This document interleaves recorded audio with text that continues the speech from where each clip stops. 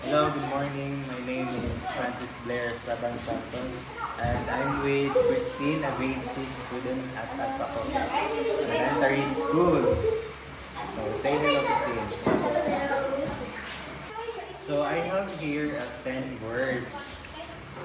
So, ato silang i-check kung natimanan ko nila ang 10 ka words nga akong ipakita sa ilaha. So, Christine, first word, sa.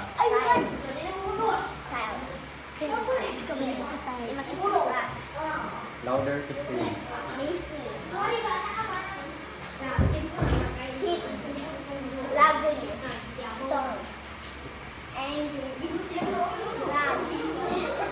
So, kaya ni mo matingan to? Okay, let's start with the first word. Very good.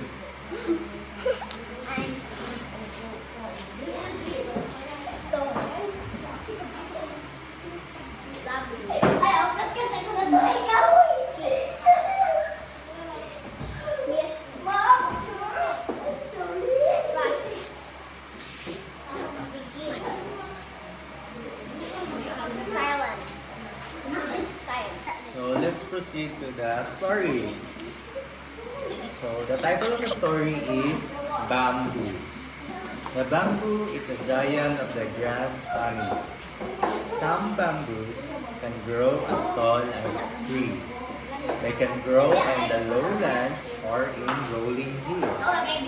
There are different kinds of bamboo. The bamboo has many uses.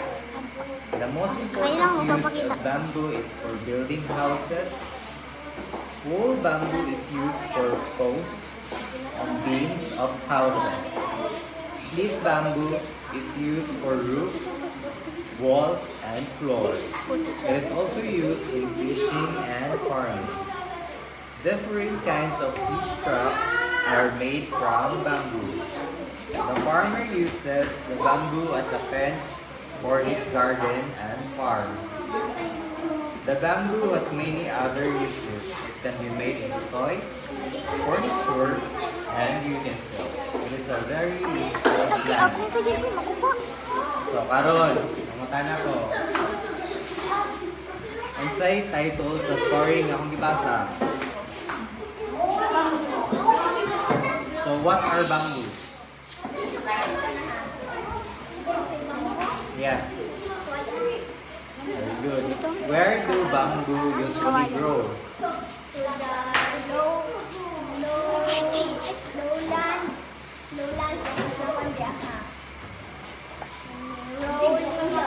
Very good. What are the different uses of bamboos? Building houses, lodging, furniture, farming, fishing, farming,